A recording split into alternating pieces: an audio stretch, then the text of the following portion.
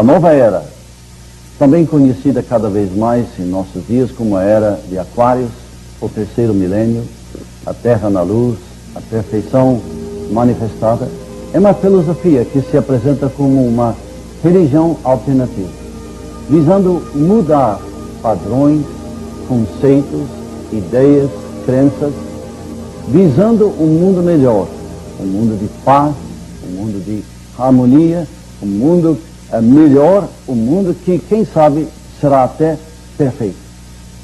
A nova era, ela está acontecendo de forma conspirada, de forma oculta, a princípio, tá? São líderes, tá? São estudiosos do assunto, tá? Que cada um tem a sua crença, cada um tem a sua vivência, né? E foram comunicados, segundo a crença deles, segundo a fé que eles têm, que o homem, ele precisa se evoluir, ele precisa entrar em contato consigo próprio, tá? Então, a nova era, a era de Aquário, tá? Ela está sendo manifestada por esses poucos homens, poucos líderes, tá? Que têm contato com essas mentes ascensionadas. Segundo os adeptos da nova era, há uma mudança no zodíaco aproximadamente de cada 2000 anos. E o signo que regeu os 2 últimos milênios foi o signo de Peixe, que caracterizou o cristianismo. Por isso houve uma predominância forte do cristianismo em todo o mundo. Agora, com a mudança do signo de Peixes para o signo de Aquário, o cristianismo vai perder a sua força. E a nova era, então, passa a exercer um papel de predominância. As ideias formativas mais presentes dentro do contexto da teologia da nova era são, sem dúvida nenhuma, as ideias vindas do Oriente, da Ásia, como, por exemplo, as ideias do budismo, do hinduísmo, também do ocultismo e, no Brasil, por exemplo, também ideias do espiritismo nas suas mais diversas formas. Obviamente, também existe a influência de doutrinas cristãs. Haverá uma religião que irá alcançar todo o mundo, uma religião universal. Todas as coisas apontadas como o movimento Nova Era já estão profetizadas há muito tempo. Há séculos que a Bíblia vem mostrando todas as coisas que deveriam acontecer nos tempos finais. Frequentemente, quando dou palestras para jovens em acampamentos ou retiro de jovens, eu vejo como muitos deles estão usando nas suas camisas símbolos da nova era. Evidentemente, eles o fazem sem saber o significado destes símbolos. Eu acredito piamente que a nova era está tão integrada, definindo tanto o cenário religioso brasileiro, incluindo até o próprio círculo evangélico, que nós precisamos de aplicar a nossa atenção para vermos o que realmente está acontecendo. A nova era é uma tentativa de combinar religião, combinar ciência, combinar filosofia, combinar educação e até mesmo um grande poderio econômico para produzir um sistema de vida, um sistema de adaptação do homem ao universo que torne o homem capaz de controlar os processos de que ele faz parte, que torne o homem capaz de controlar o universo e o seu próprio destino. Nós cristãos já estamos identificando com esse movimento os conceitos mais esotéricos e místicos, como pirâmides, os cristais, pêndulo, tarô, visualização, mentalização, viagens cósmicas, coisas que reconhecemos facilmente pertencerem ao reino das trevas. Mas por isso mesmo corremos o sério perigo de nos descuidarmos de uma verdade mais abrangente. Aliás, não há nada de novo na nova era. São antigas práticas milenares, já condenadas na Bíblia, hoje com uma roupagem nova. Essa é simplesmente uma mesma filosofia que tem assumido formas e proporções diferentes através dos séculos. Seja qual for o caso e época, o agente é sempre Satanás, o veículo é sempre o homem, e a estratégia é sempre o engano, a sedução. E nesse sentido, todo ser humano, incrédulo ou crente, é hoje potencialmente um agente da nova era. Sutilmente, através da influência do movimento da nova era, Satanás tem trocado o pensar pelo sentir, ensinando a nossa geração que o importante é que você se sinta em paz e harmonia consigo mesmo. Cada um tem a sua crença, cada um tem o seu objetivo, a sua forma de se manifestar perante a sociedade. Cada um tem um tipo de pensamento, cada um tem uma ideologia. Cada um crê em si próprio. Tá? Então o encontro de alquimia da natureza é isso, é unir todas as pessoas, tá? De todas as raças, de todas as crenças, religiões, não importa a religião que seja. Tá? O meu objetivo é fazer com que haja uma conexão, tá? Uma junção entre as pessoas, uma harmonia cósmica. Há mais ou menos 20 anos atrás, o Dr. Francis Schaeffer escreveu a seguinte frase: o homem racionalista, humanista, começou afirmando que o cristianismo não é suficientemente racional. Agora fez meia volta em um amplo círculo e acabou na condição de místico, ainda que místico de um tipo todo especial. Hoje nós vemos, de uma certa forma, a realização daquilo que foi predito pelo Dr. Francis Schaeffer. Vemos um reavivamento do paganismo acontecendo no mundo inteiro. Algo que acontece no Brasil, na América Latina, na Europa, nos Estados Unidos, na Ásia e assim por diante. Tudo isso é resultado do abandono da objetividade.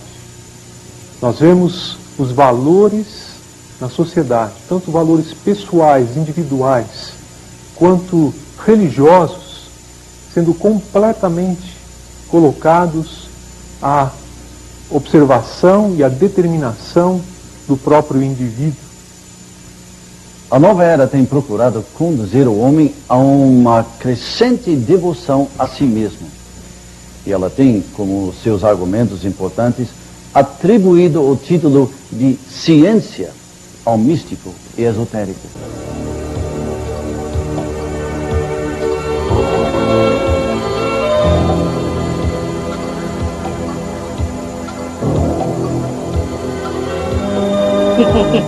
No princípio da história humana, Satanás, valendo-se do desejo de Adão e Eva de serem iguais a Deus, seduziu-os a trocarem o que eles ofereciam pela obediência que Deus havia pedido. Encontramos na civilização ocidental o primeiro registro escrito da ideia sedutora da reencarnação, pelo autor Fericides de Samos.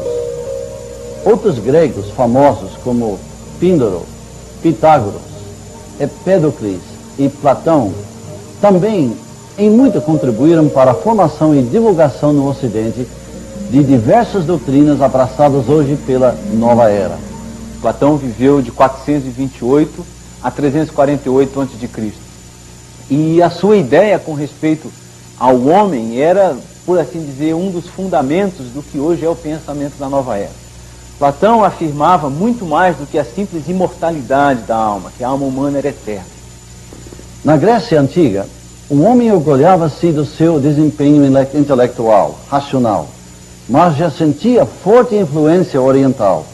E a filosofia da nova era de nossos dias encontra a definição dos seus conceitos básicos no hinduísmo e no budismo. Esses sistemas apresentam um politeísmo embrulhado em monismo. Sim, o hinduísmo e o budismo constituem uma assimilação de múltiplos conceitos religiosos num sistema místico e ascético. Também é muito curioso que, desde o princípio, as mulheres vêm tendo um papel importante na estratégia de sedução de Satanás. Ao analisarmos o capítulo 3 de Gênesis, vemos a atividade sagaz de Satanás ao se aproximar não de Adão, mas de Eva, como ele continua fazendo até hoje. Por isso, no seu plano, ele inclui a liberalização da mulher. Em uma entrevista dada à revista Ano Zero, a feminista Rosemarie Muraro com suas palavras mesmo, dizendo: foi na nossa mão, minha e do Leonardo Boff, que nasceu o movimento de mulheres e a teologia da libertação. Ao ser perguntada a respeito do papel da mulher na sociedade, ela diz que cabe à mulher o papel principal no projeto de impedir a destruição do planeta e estancar a pilhagem da riqueza pública pelas elites do mundo. Satanás sabe da constituição feminina, conhece muito bem, e sabe que, através da mulher, ele consegue muito mais facilmente, dando-lhe experiências extrasensoriais, conforme a técnica diz, ele pode controlar o homem. A nova era tem doutrinas definidas, assim como profecias para a implantação da era de Aquário. Essas coisas realmente apresentam algumas similaridades com a revelação bíblica. Certamente, Satanás tem que trabalhar em cima de uma verdade bíblica. A Bíblia, ela é eficaz quando nos ensina e nos adverte que devemos estar preparados porque o ensino errado virá, a operação do erro virá, a confusão religiosa virá. A Bíblia diz que haverá tempos em que não suportarão mais a sã doutrina e, como que sentindo coceira nos ouvidos, darão mais valor às fábulas do que à verdade. A nova era estriba-se em duas crenças básicas. Primeiro, ela afirma que o próximo passo na evolução da humanidade não será física, e sim espiritual. O homem passará a reconhecer que é Deus. Segundo, o objetivo desse movimento da nova era está numa unificação global. O homem se unirá ao seu semelhante numa utopia social. Se unirá à natureza através de uma uniformidade ecológica. E se unirá com Deus numa união divina. Assim, o movimento da nova era se faz uma espécie de enorme esponja cósmica que absorve todas as religiões, culturas e governos. O movimento da nova era distorce as próprias bases da fé cristã. Quando ela fala de Deus, não se refere à pessoa do Pai Celestial, mas a uma força energética impessoal. Uma das finalidades da nova era é reunir todas as pessoas deste mundo debaixo de uma mesma religião.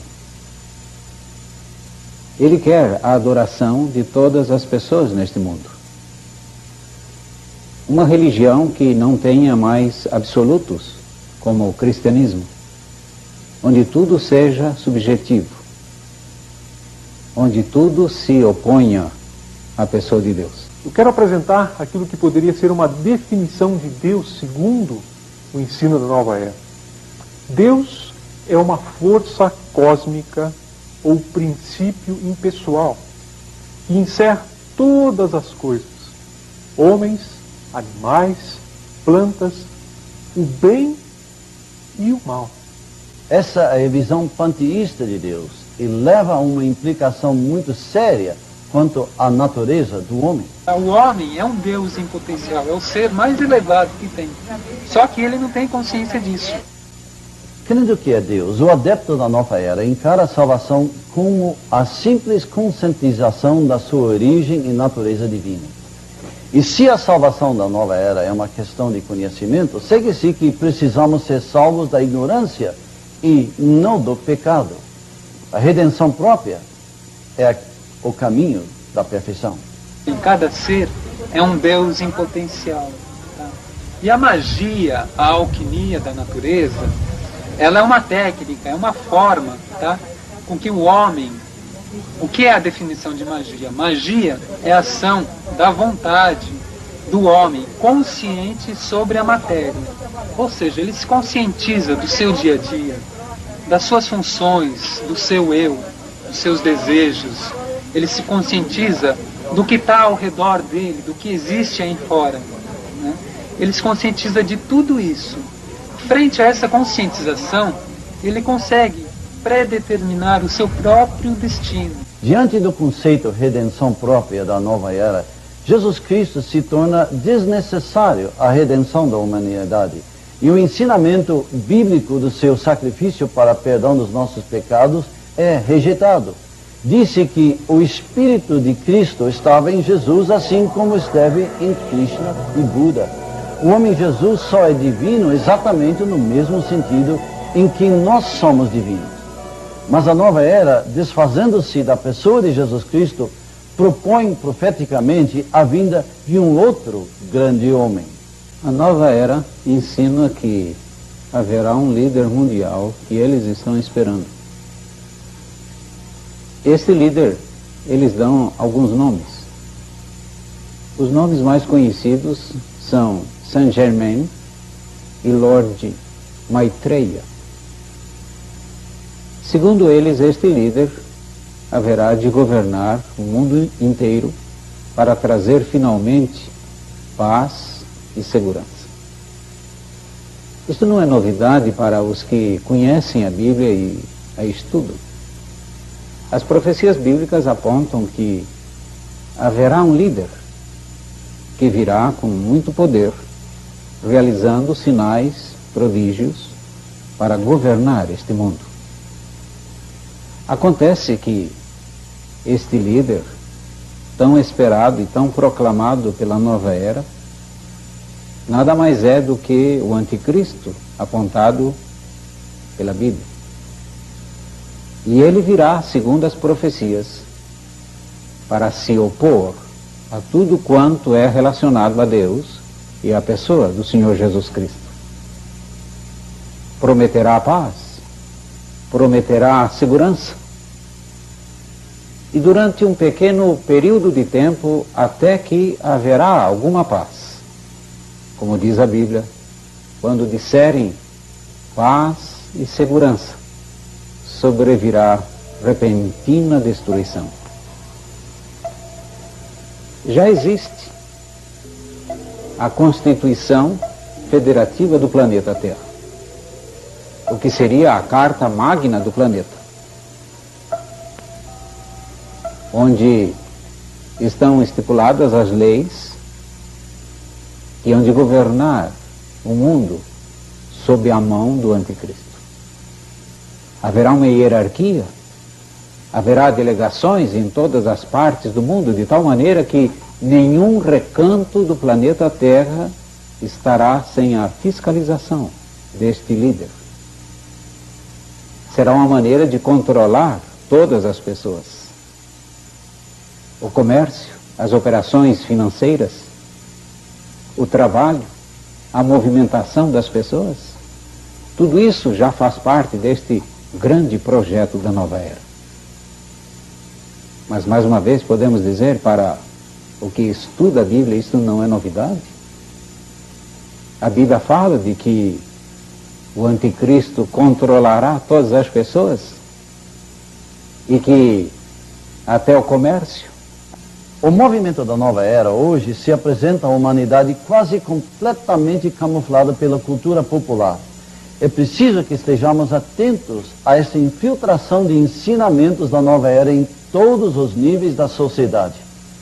A conhecida série cinematográfica Guerra nas Estrelas popularizou em muito as ideias básicas sobre Deus na nova era, principalmente os aspectos hinduístas que compõem a ideia de Deus. Deus é apresentado como uma força. A frase que se tornou conhecida nessa série foi: a força esteja com você, que pode ser usada tanto para o bem quanto que para o mal. Uma outra prática muito comum no movimento Nova Era é adquirir experiência nova através de exercícios de respiração. Ensinam eles que, através dessa prática de respiração programada, a pessoa pode atrair ou até engolir ou inspirar a energia cósmica, ou seja, o espírito cósmico. Os canais de comunicação da nova era são quase incontáveis, mas há certos símbolos que já se identificam claramente com o movimento. Peter Unruh é um pesquisador evangélico bastante versado nessa questão. Provavelmente o símbolo mais usado pelo movimento Nova Era é o arco-íris. Realmente, essa expressão arco-íris já tem uma conotação do paganismo. Na Bíblia, nós só encontramos a expressão o arco de Deus. A palavra íris foi acrescentada mais tarde em referência a uma divindade egípcia. O arco-íris, conforme a fundadora do movimento Nova Era, Helena Blavatsky, seria uma ponte espiritual ou mental ligando a mente da pessoa com a hierarquia espiritual, que seriam os espíritos caídos, e chegando finalmente então até Lúcifer. Então sempre quando se usa o arco-íris na Nova Era, o significado é completamente diferente do que aquele que nós encontramos na Palavra de Deus. Um outro símbolo muito usado é o Yin-Yang. Ensinam os adeptos da Nova Era que toda pessoa precisa estar numa vida de integração com a natureza, incluindo os poderes cósmicos e também a Terra. Então o Yin-Yang significa a união entre os contrastes. Significa, num sentido mais amplo, a união entre a energia da hierarquia espiritual, que são as ossos espirituais da maldade, e o corpo humano. Usa-se também frequentemente a flor de lótus. Quando a flor de lótus vem com um desenho de um círculo no meio e um ponto no meio, então ela tem um significado da prostituição sagrada. Significa, nesse caso, órgão sexual feminino, e quando vem junto com cristais apontando para cima, isso significa então a união entre o órgão sexual feminino e o órgão sexual masculino.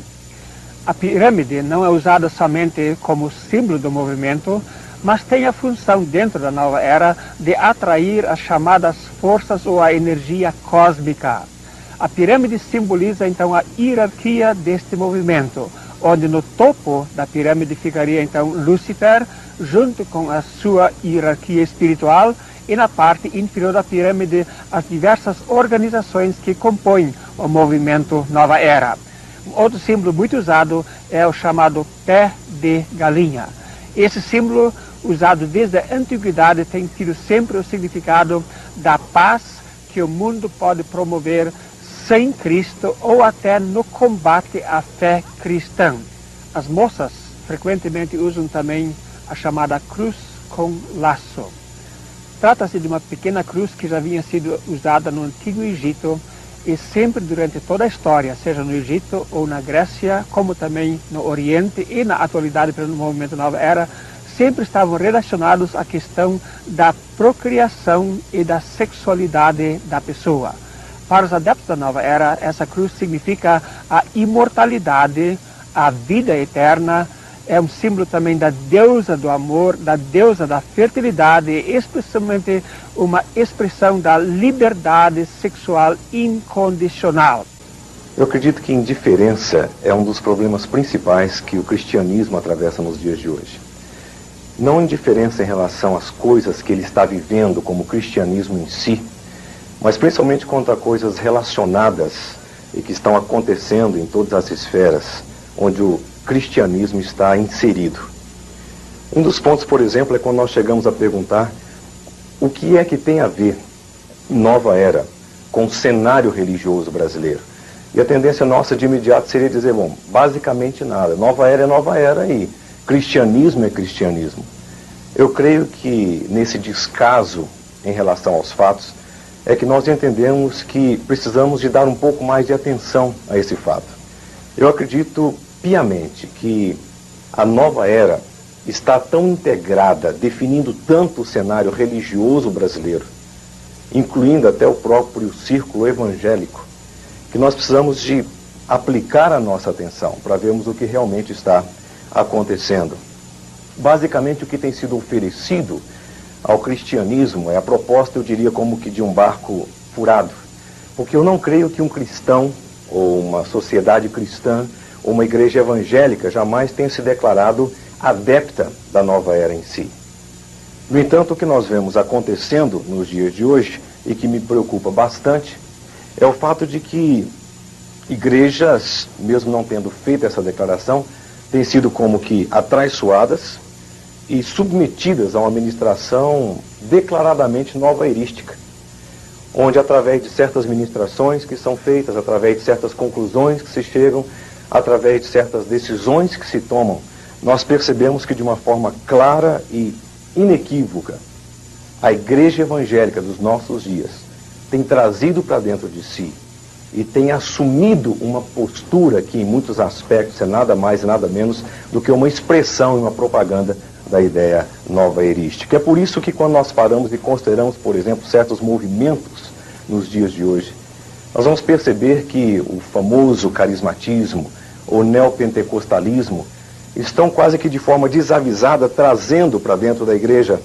uma filosofia que se compatibiliza em muito com isso que tem sido ensinado, não só através de livros evangélicos, mas também através de livros seculares, dizendo que existe uma interligação bem perceptível se nós apenas abrirmos os nossos olhos.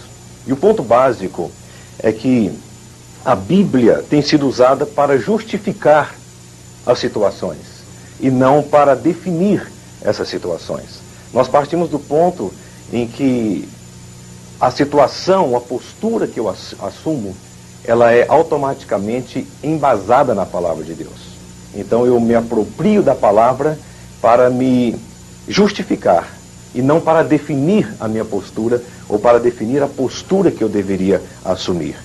É por isso que, dentro disso, quando nós olhamos para todo esse movimento, e eu estou convencido de que, em larga escala, o nosso famoso movimento neopentecostal ou carismático tem como que introduzido ou importado para o seio desse grande, vasto grupo que se chama grupo evangélico, filosofias não apenas similares, mas, em muitos dos aspectos, uma imitação. Ora, o Espírito afirma expressamente que, nos últimos tempos, alguns apostatarão da fé, por obedecerem a espíritos enganadores e a ensinos de demônios.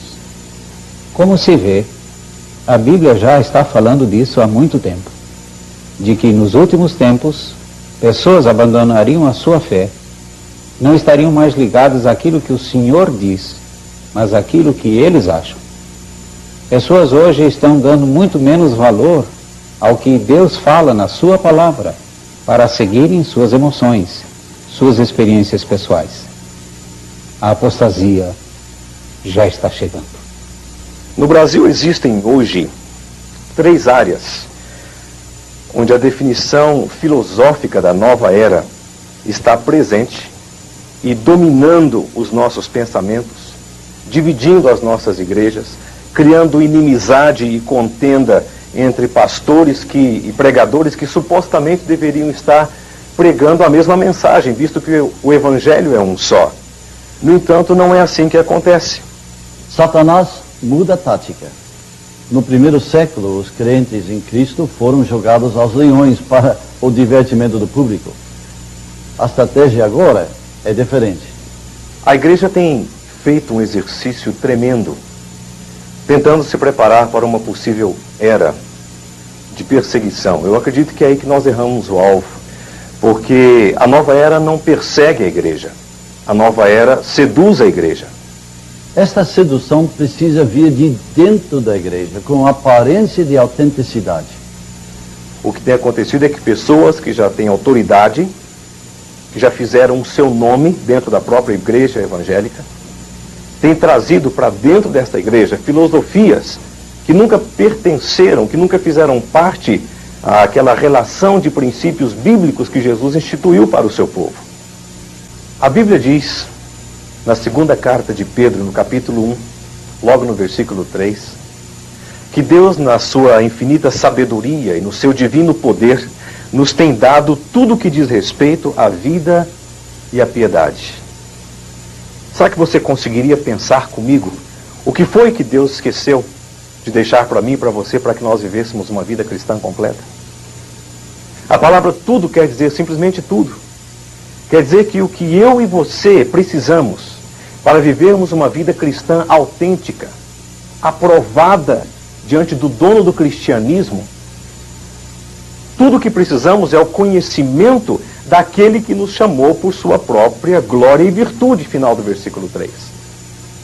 Quando nós nos envolvemos em aspectos como a maneira de se ensinar, a batalha espiritual, confissão positiva e principalmente nos nossos dias, a cura interior, nós estamos simplesmente dizendo, em outras palavras, coloridas, de fato, que Deus se esqueceu de alguns pontos. E que Paulo, por exemplo, coitado, muitas coisas ele não pôde desfrutar. E é nesse sentido que, temendo que pessoas surgissem, como tem surgido nos dias de hoje, dizendo, bom, essa é a maneira que você vê. Eu vejo assim, sabe por quê? Porque eu sinto assim. Então que existe um outro versículo no mesmo capítulo.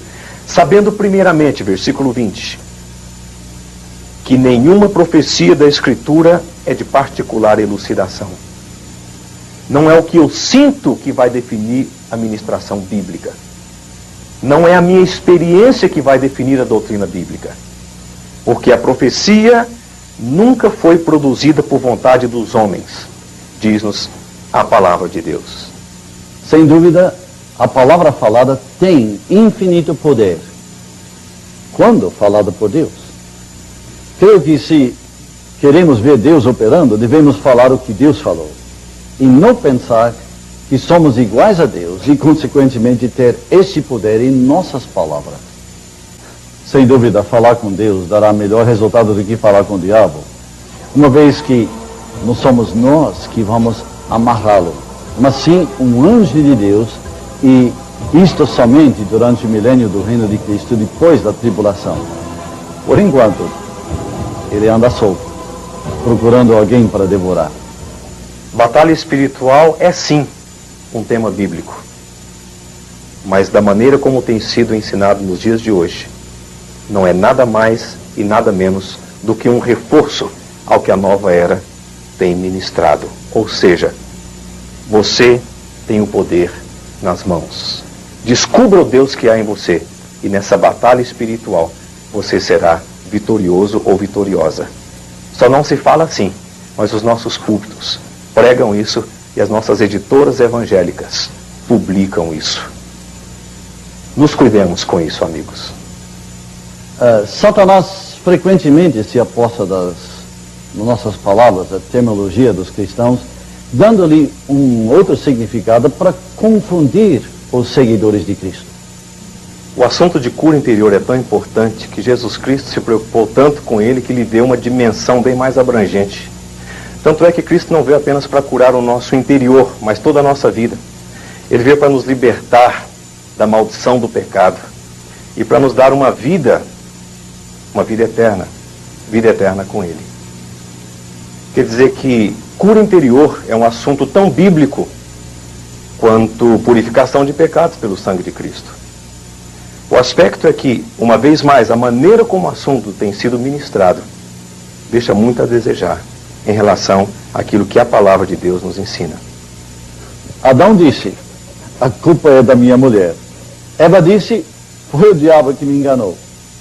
E o homem do século XX também procura alguém ou alguma coisa para culpar pelos seus problemas, falhas ou, melhor, seus pecados. A sociedade é responsável, a situação política e econômica, essas são responsáveis, mas você não. Tudo bem com você. E se você precisa de uma cura interior real, vamos buscar no passado. O seu pai era alcoólatra, por isso que agora você tem essas dificuldades. Quando você ainda estava no ventre da sua mãe, o seu pai disse que você seria um menino difícil, então você é difícil por causa disso. E alguns vão ainda além, a ponto de, após fazerem esse retrocesso, lá na situação embrionária até, então quando você está naquela situação, é até cômica a situação, então eles lhe dão um travesseiro e agora dizem, pode esmurrar o seu pai, porque ele é o responsável por isso. O que acontece é que isso vai trazer para você uma cura interior. Pastores, líderes evangélicos, pregadores do evangelho estão se dedicando a isso. Estão deixando aquela ideia arcaica, ultrapassada de se pregar o evangelho puro e simples dos púlpitos. Estão agora numa dimensão mais elevada. O nosso lance agora é cura interior. Essa cura devia ser chamada loucura.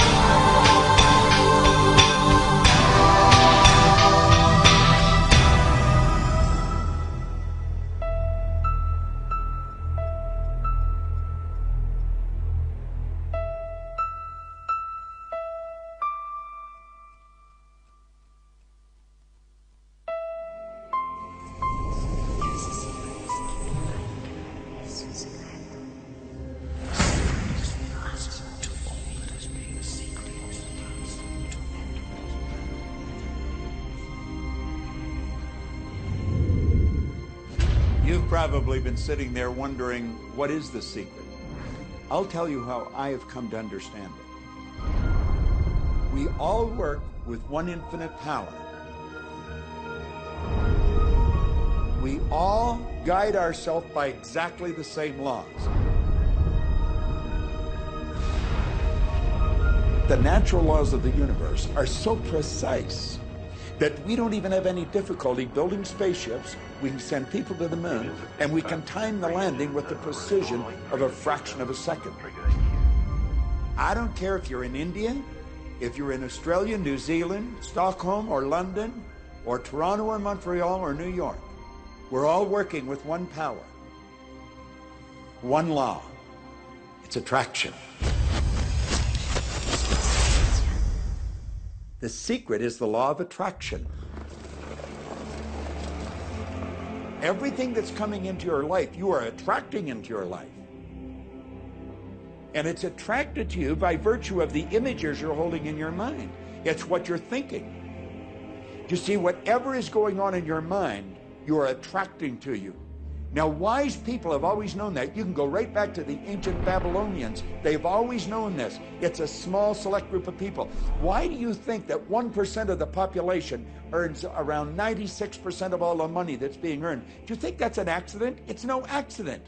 It's designed that way. They understand something. They understand the secret. And you are being introduced to the secret.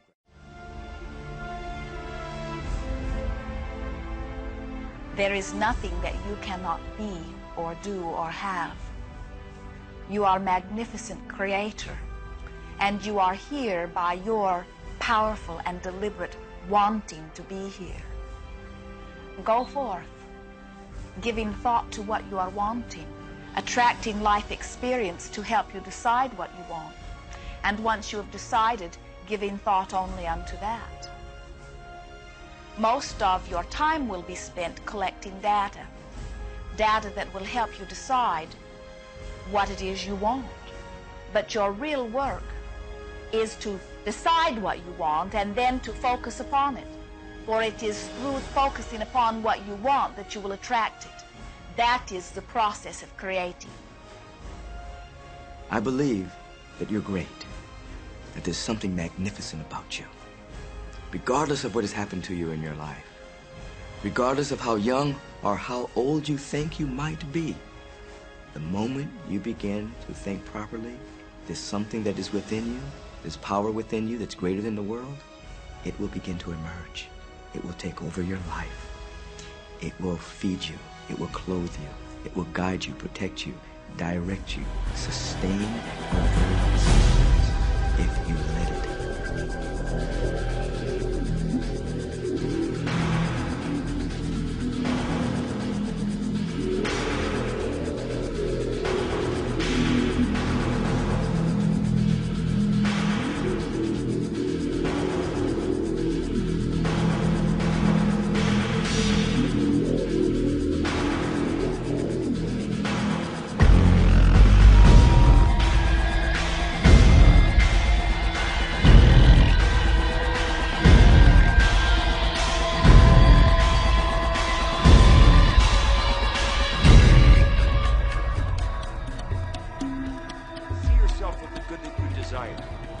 Every religious book tells us that.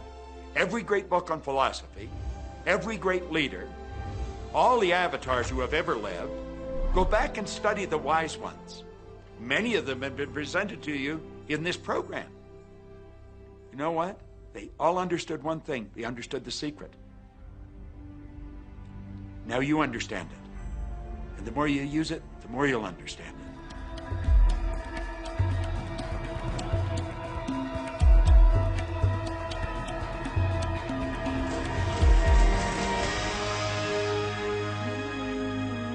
Be easy about this. Have fun with it. There is nothing you are supposed to do. Only that which you want.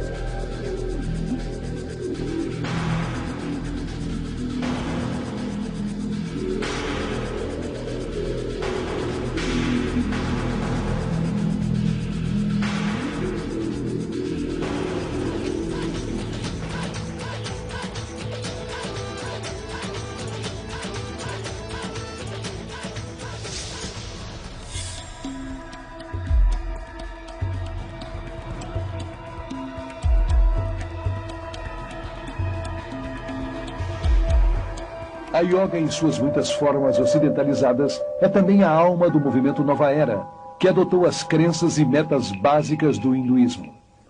Apesar da aparente variedade e de centenas de escolas de yoga competitivas, todas as formas vêm da Índia e conduzem ao oculto, embora muitos ocidentais não tenham consciência disto. Rajneesh é um dos gurus mais controvertidos da Índia, principalmente por seu apoio a práticas sexuais chocantes como um pré-requisito para a salvação.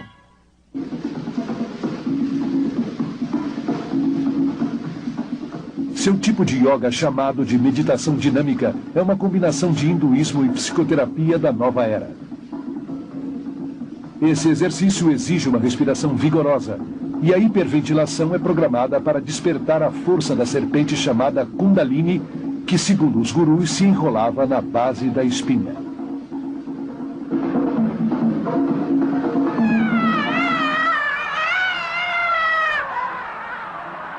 A fase seguinte, a fase dinâmica da meditação, é como se fosse uma criança pequena e pudesse ter um ataque de raiva.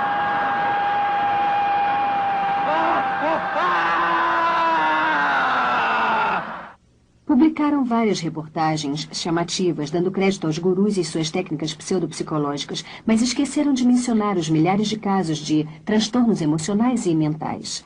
Loucura, suicídios, golpes, crimes, estupros que aconteceram em vários centros de gurus por todo o mundo.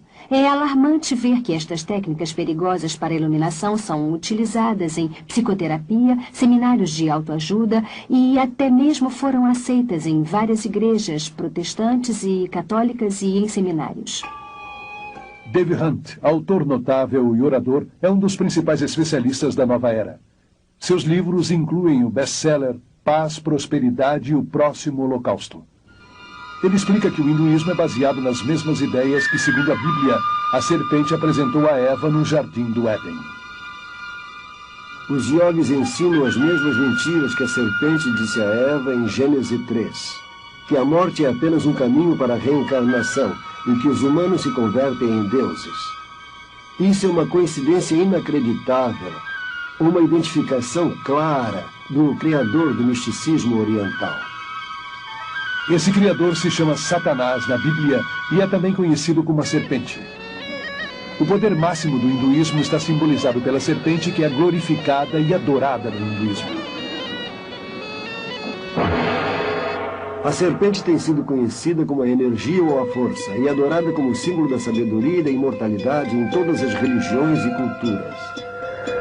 Somente na Bíblia cristã judaica, a serpente é identificada como o enganador, o destruidor, o arqui-inimigo de Deus e do homem. O antigo medo e temor da serpente está sendo retirado sutilmente de nossa cultura. As crianças nos colégios são ensinadas para que aceitem a serpente, fazendo posições da cobra.